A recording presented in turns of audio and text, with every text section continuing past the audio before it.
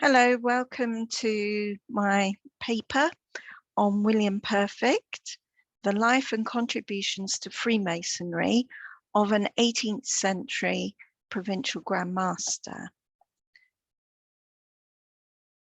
The Masonic career of William Perfect has often been overlooked, but it provides considerable insight into Freemasonry at the end of the 18th century. In the way in which it shapes the development of the province of Kent, it also throws light upon the role of the provincial Grand Master and the extent to which the Grand Secretary was called upon for his advice. Such archives as survive for Kent illustrate non-metropolitan relationships between Grand Lodge, provincial Grand Masters, and members. This paper provides an opportunity to update previous research about such a distinguished Freemason, writer, and medic. A recent successful partnership project achieved the conservation and digitization of the William Perfect manuscript, which is now accessible from the Museum of Freemasonry's website. This unique manuscript, compiled from 8 original volumes of differing paper sizes, bound together in the Victorian period, provide an insight into Perfect's charismatic personality. The future doctor, the third generation to be christened William, was baptized at Oxford in 1734. His father, the Reverend William Perfect, whose Huguenot ancestors derived from Leicester and Dorchester, matriculated at Magdalen Hall, Oxford. After his ordination, William Perfect Sr. moved with his wife to Eastmoor in Kent in 1745. Raised by a clergyman in genteel poverty, Perfect was imbued from a young age with the social and cultural aspirations necessary to acquire the status of a gentleman. The Reverend William Perfect supplemented his son's formal education at Maidstone Grammar School by introducing him to the works of the new Augustan age, including Pope's poetry and articles by Addison and Steele. London magazines disseminated literary culture, enabling metropolitan culture to reach the provinces and disproving assumptions about the inferiority of provincial readers and their intelligence. At school, Perfect Jr. learnt the classics alongside near contemporaries, the clergyman and poet Christopher Kit Smart and the Freemason William Dodd. Perfect was asked later for his medical opinion on Smart, a troubled writer, noting he was a man of much cultivated genius and poetical talent, unhappily lost almost as soon as known to the author. Owing to restricted finances, Perfect Sr. was unable to send his only son, William, to an Oxford college. Instead of following the family clerical tradition, which demanded a university education, William Perfect entered into an apprenticeship with a London doctor. Perfect Sr. helped his son to acquire gentlemanly skills, including literary pursuits and social conversation with men and women of every description. Perfect demonstrates a wide knowledge of Latin, translating Horatian odes and quoting lines from Roman authors with ease in prose and verse.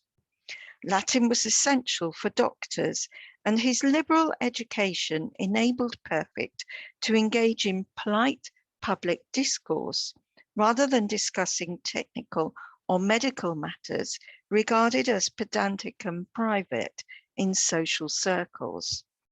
In consequence, Perfect did not distinguish between the arts and sciences, as demonstrated in his poetry.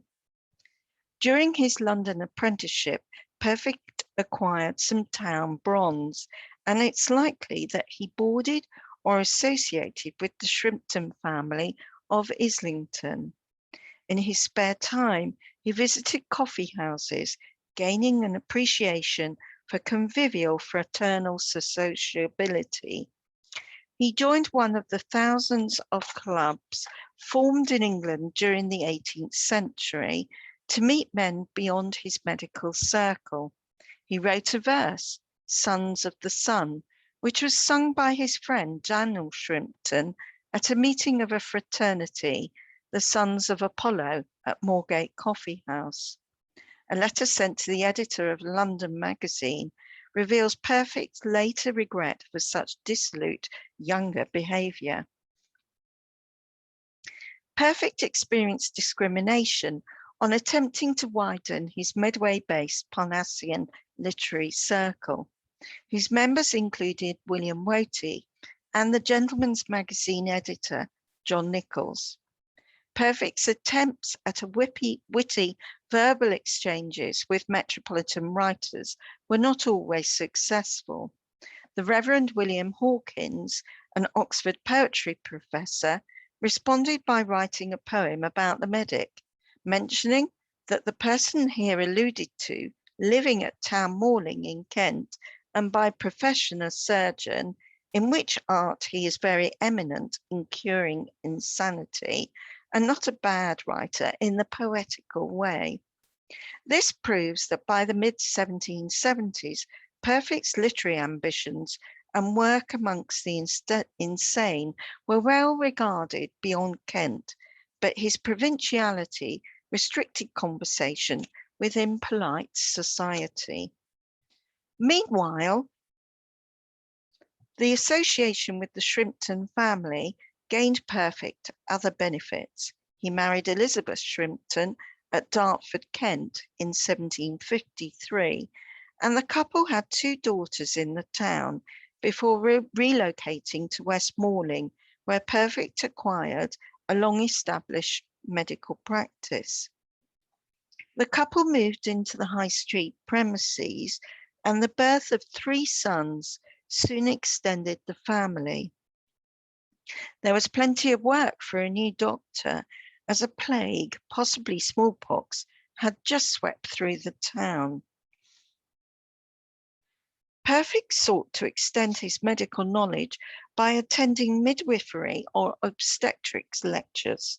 The young medic followed the less interventionist and scientific methods of Colin Mackenzie in Southwark, which encouraged a growing popularity for a scientific approach by man midwives.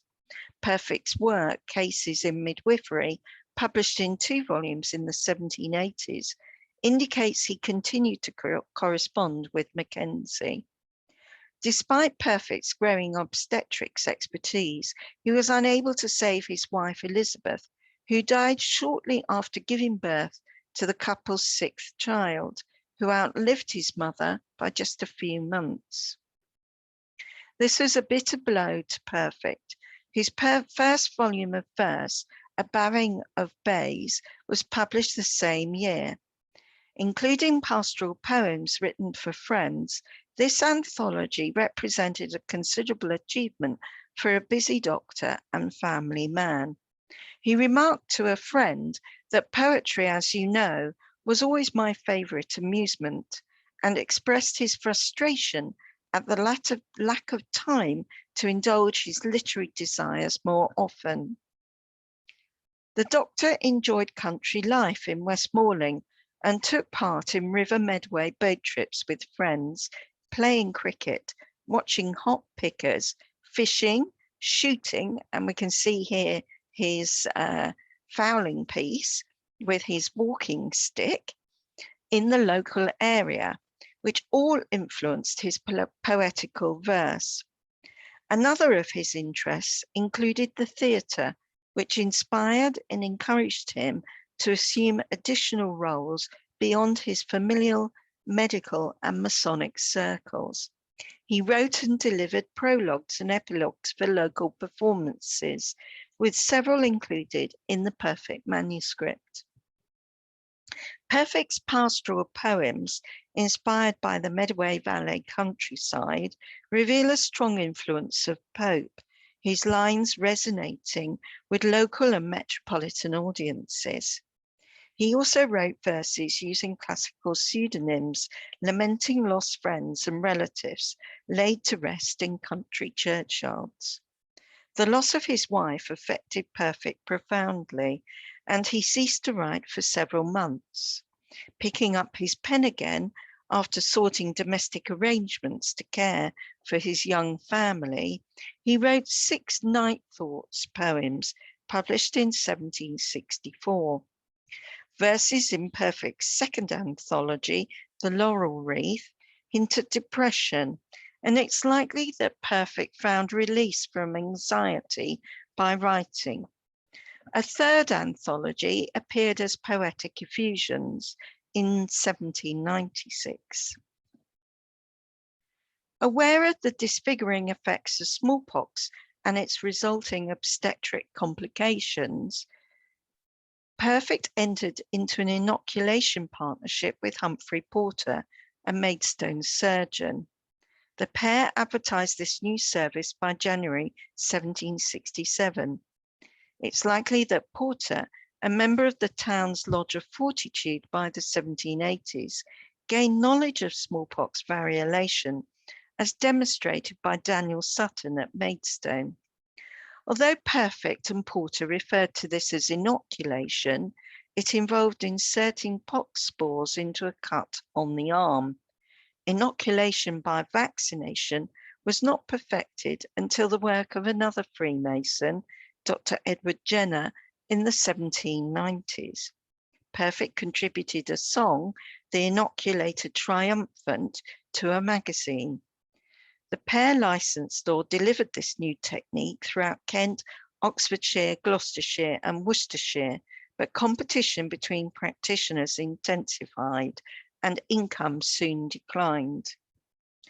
His personal experience of despair after the death of his first wife enabled Perfect to empathize with patients and families seeking a cure for nervous disorders.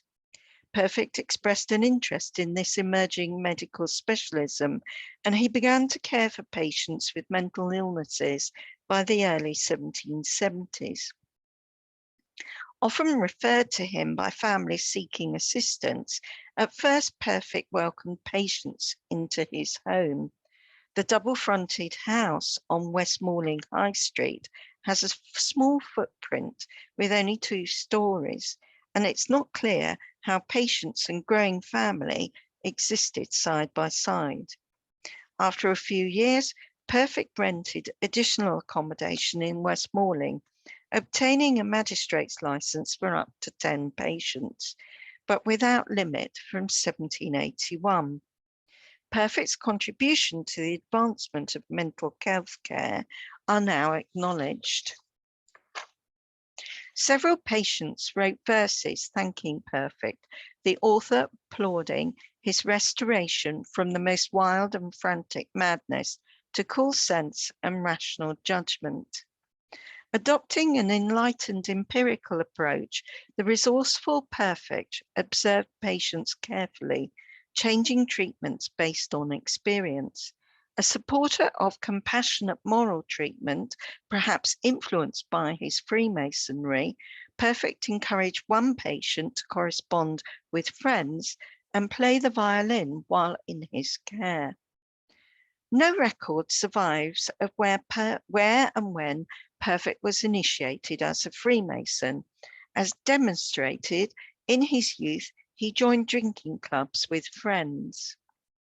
An early marriage and the rapid arrival of children, together with the pressures of establishing a medical practice, left little time for writing poetry, let alone joining Freemasonry.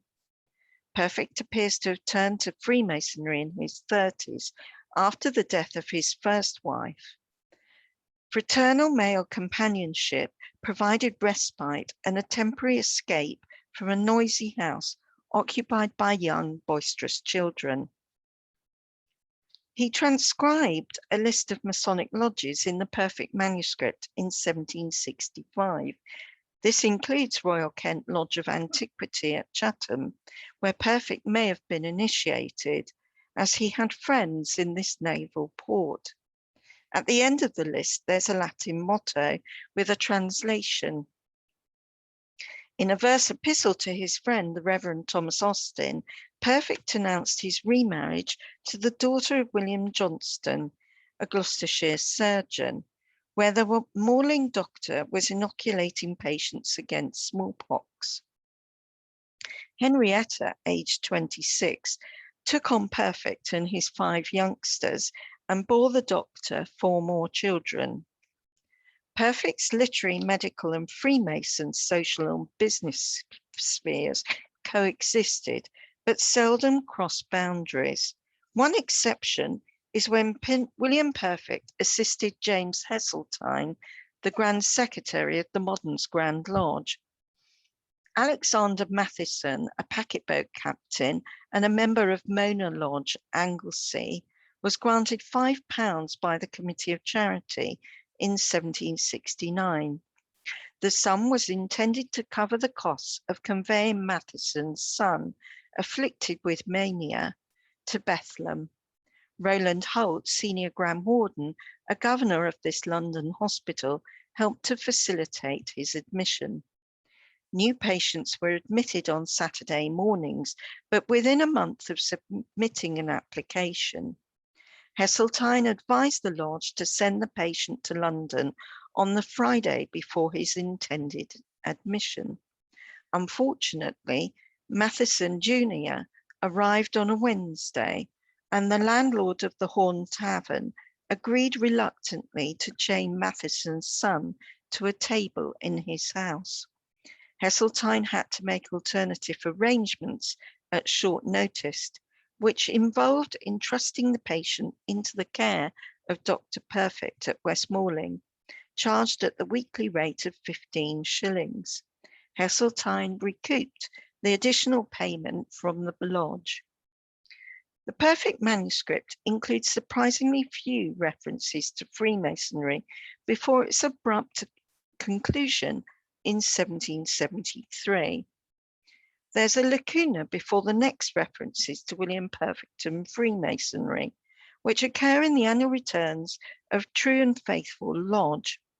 Perfect is described as past master, and he had relocated the lodge from Dartford to Westmoreland by 1787.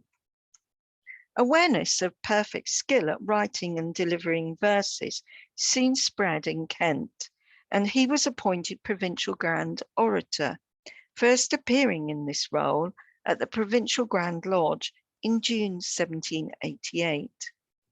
The next year, Perfect, as past master of True and Faithful Lodge, was involved in a legal case brought by Thomas Smith, a Maidstone rag merchant. A letter from the Provincial Grand Secretary to William White reveals that William Perfect brought a motion, seconded by the Worshipful Master, against Smith at a meeting of True and Faithful Lodge. The lodge printed and circulated details of Smith's expulsion and asked the Grand Secretary to send cautionary letters to the Worshipful Masters of lodges in England. The circular included details of Smith's unsavoury character and habit of attending lodges as a visitor. Smith brought a libel action at Maidstone Assizes against Perfect and was granted £50 damages. It's difficult to know how successful True and Faithful Lodge was in recruiting members at Westmoreland, or whether it elected officers each year as expected. 2 years after the Smith incident, William Perfect, past master, on behalf of the Worshipful Master, signed a letter to William White, Grand Secretary, indicating that he will bring the lodge annual returns with quarterage and charity contribution to London in person. By 1791, Perfect held regular consultations with relatives of those afflicted with mental illnesses at his Strand consulting rooms. In a comparatively late development for such a large province, the Moderns Grand Lodge appointed Robert Boyle Walsingham as the first Provincial Master of Kent in 1770. An Irish Royal Navy captain, Boyle Walsingham was an opposition member of Parliament. His increasing involvement in politics and the Navy, but limited connections with Kent, may have resulted in his resignation as Provincial Grand Master in 1774. A letter from Captain George Smith, the third Provincial Grand Master, reveals that Thomas Dunckerley was approached to serve as Boyle Walsingham's replacement, but declined. In fact, Captain Charles Frederick had been appointed as the second Provincial Grand Master in 1774, when Boyle Walsingham went off to be PGM for Rutland. According to the minute book of Faversham Lodge, now Lodge of Harmony, Frederick was proposed, initiated, passed and raised in 1773. His name continues in the register until December 1776, when he appears to have left 4 quarters in arrears. Frederick served until Captain George Smith was appointed the third Provincial Grand Master in 1777. Although born in England, Smith served with the Prussian military forces and was initiated as a Freemason in a German lodge. On his return to England, he was appointed the inspector of the Woolwich Royal Military Academy, enjoying closer connections to Kent than his predecessors. Smith was appointed Junior Grand Warden at Grand Lodge in May 1780, despite the concerns of the Grand Secretary, James Heseltine. Later that year, Smith resigned from this role, citing ill health, but this avoided an awkward vote at the November quarterly communications that members could not serve simultaneously in more than one grand office. In 1783, Smith published a volume which supported the formation of lodges for women, emulating those in France and Germany. Smith was also involved in a lodge meeting held at the King's Bench prison, and his reputation rapidly declined. In 1784, Grand Lodge approached Thomas Dunckerley once again to serve as Provincial Grand Master for Kent, even before Kent was expelled in 1785 for forging a document for recommending 2 distressed brethren for relief. Dunckerley indicated that he was willing to take on the additional responsibility of Kent, but refused to canvass for their votes and interest. In the event, the Provincial Grand Secretary wrote to Grand Lodge indicating that the preferred candidate was Colonel Jacob Sawbridge. A Grenadier Guards Army officer, Sawbridge had long connections with Kent and was appointed Provincial Grand Master in 1785. Unfortunately, a decade later, Sawbridge began to display symptoms all too familiar to Perfect, by this time regarded as an expert in the field of mental illnesses. The acting Grand Master, the Earl of Moira, wrote to the Prince of Wales Grand Master, seeking approval to appoint Perfect. The medic is listed as Deputy Provincial Grand Master in the Provincial Grand Lodge Minute Book in May 1794, as the replacement for the Colonel, who is deranged in his intellect. Perfect's appointment as 5th Provincial Grand Master is unusual. He was not a military man or member of the local gentry, but he was a popular and charismatic Freemason. With contacts in Kent naval ports, but without vested interest in the civic rivalry between Canterbury and Maidstone, it's likely that the province regarded Perfect as a non-political candidate with an ability to navigate troubled waters. In June 1794, Perfect wrote to William White to inquire about Masonic etiquette required when electing a new Provincial Grand Master at an emergency lodge at Maidstone, and the fee payable for accepting the role. Numerous letters written about Perfect's Masonic activities survive in the Museum of Freemasonry's archives, revealing his inexperience in but demonstrating his commitment and dedication. Perfect asked White why the lodges at Deptford and Greenwich, where he knew many Freemasons, were not under the jurisdiction of Kent. Local friends include the poet and auctioneer Matthew Garland, the Deptford-born author of Masonic effusions, and the Reverend Jethro Inwood, curate of St. Paul's Church, Deptford, whom Perfect appointed Provincial Grand Chaplain. Perfect's pique at not having responsibility for London and not Kent lodges in Deptford and Greenwich was mollified by the consecration of Perfect Lodge, Woolwich, in 1796. Named in his honour, the lodge, whose members included Garland and other Woolwich, Deptford and Dartford tradesmen, last paid subscriptions to Grand Lodge in 1806 and was later erased. Owing to his increasing London consulting commitments, Perfect stayed near the Strand. Missing Westmoreland Lodge meetings, Perfect joined Union Lodge of Freedom of Ease, later Old Union Lodge, London, whose members included surgeons, gentlemen, and tradesmen in August 1794. Perfect described himself as a physician rather than a surgeon on joining this lodge, as he had passed an examination, probably a purchased degree, from St Andrews University. Travelling to London from Westmoreland was not without incident, as Henrietta Perfect testified at the Old Bailey in 1799. On arrival in the Strand, they noticed that 2 portmanteaus were missing. John Groves and George Bamber were indicted for feloniously stealing the property of William Perfect. Proven guilty, the pair were convicted and transported for 7 years. The evidence also mentions Elizabeth Longhurst, Henrietta's companion, who became Perfect's 3rd wife in a marriage which took place at St Pancras' Old Church in 1806.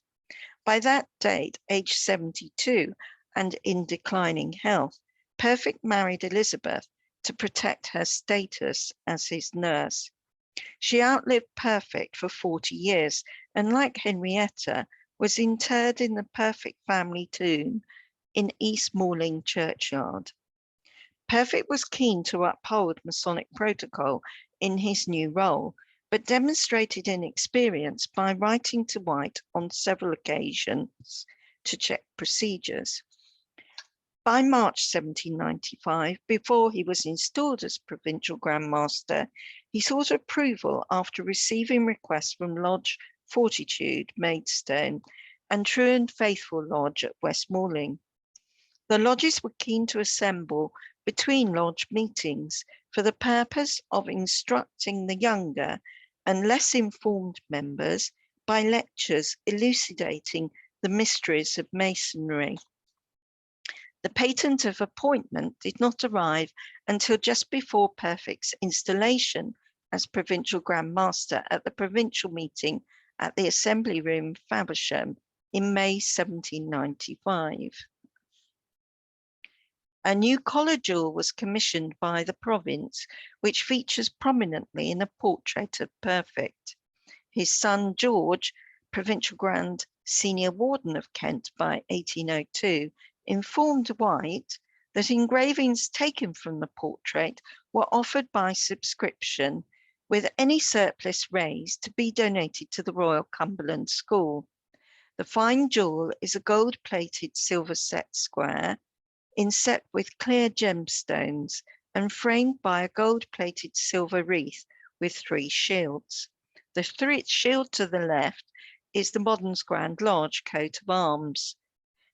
To the right is the coat of arms of the Baronets Orca of Bishopsbourne, Kent, a restoration title created for a Canterbury Member of Parliament. However, the title became extinct and the reason for its inclusion remains unclear. A banner at the top includes the Latin text, Tace, be silent. A report of William Perfect's installation as Provincial Grand Master appeared in the Freemasons Magazine. This was followed by a piece entitled Memoirs of William Perfect, MD. This laudatory address in 1795 may have begun as an effusive draft sent at the beginning of the year by a member of Lodge of Fortitude, which sought permission from Perfect to practice reading the Masonic lectures. It's conceivable that the Lodge member offering too fulsome prose was Perfect's smallpox partner, Humphrey Porter, who later edited its effusive tone. As Provincial Grand Master, Perfect did his best to ensure the smooth running of Freemasonry in Kent. This often depended on assistance from William White, with Perfect concerned that by writing to the Grand Secretary on numerous occasions, I fear you will think me too troublesome, but I hope you will excuse the trouble I so often give you.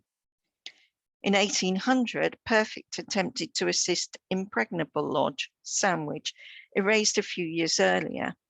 A corps of former members wished to revive the lodge, which Perfect supported, as there is a great possibility of their becoming a very flourishing lodge if their re-establishment is practicable.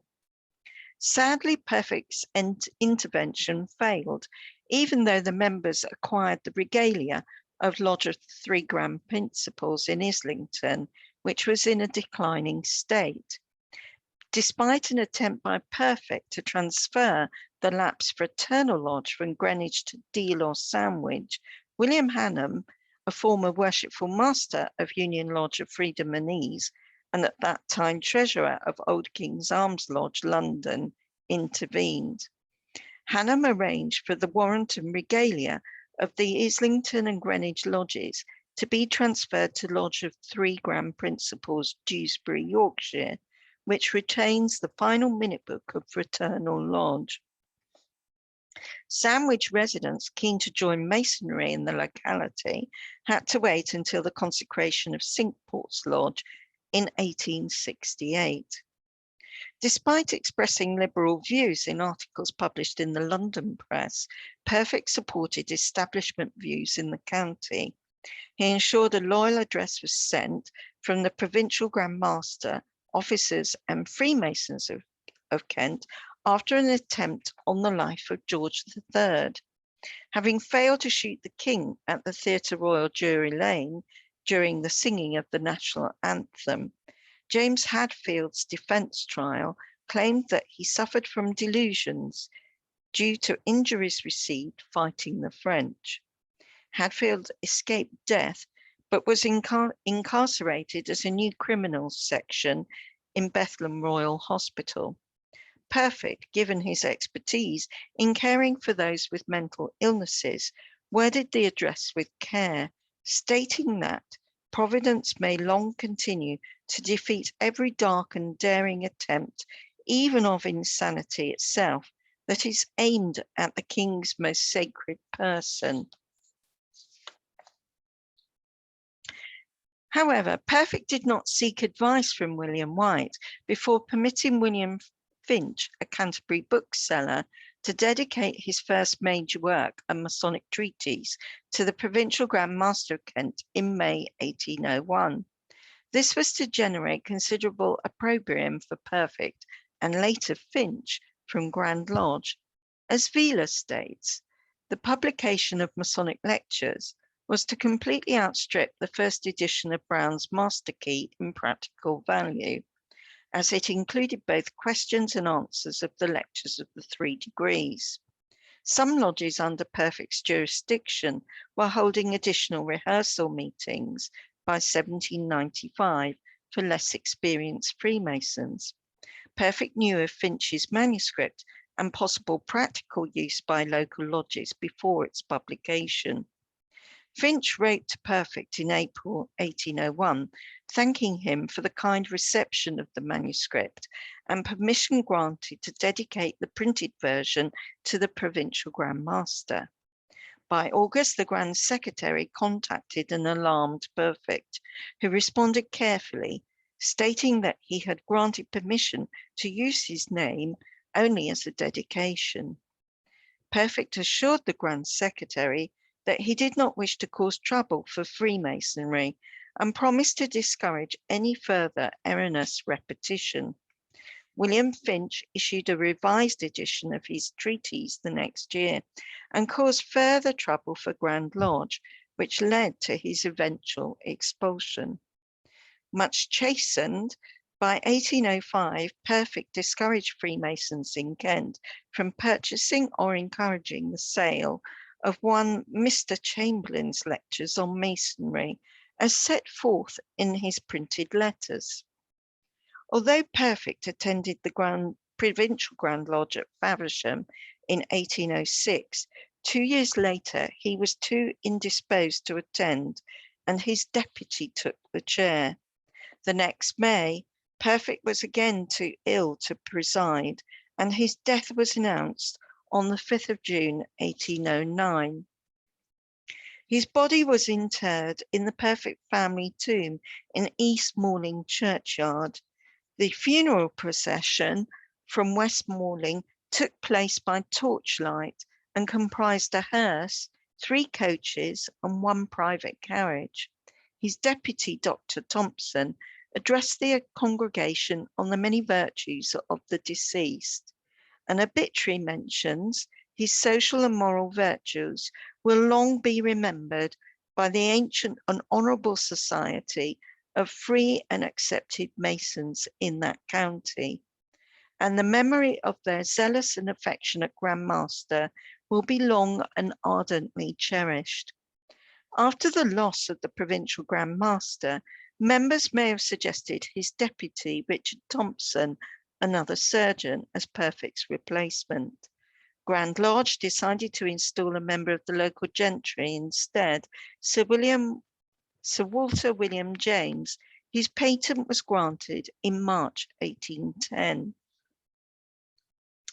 It's clear that Perfect made a substantial contribution to the emerging Masonic administration in Ghent, as well as leaving a legacy of poetry and prose, including many Masonic songs, some still sung in lodges today. An enlightened physician, he championed the improvement of obstetrics, the eradication of smallpox, and the treatment of unseen and often misunderstood illnesses. The Perfect Manuscript provides a contemporary record of his personal interests and professional skills. Its conservation and digitization enables researchers worldwide to access its hitherto hidden riches and benefit from a Masonic advancement of knowledge. Thank you.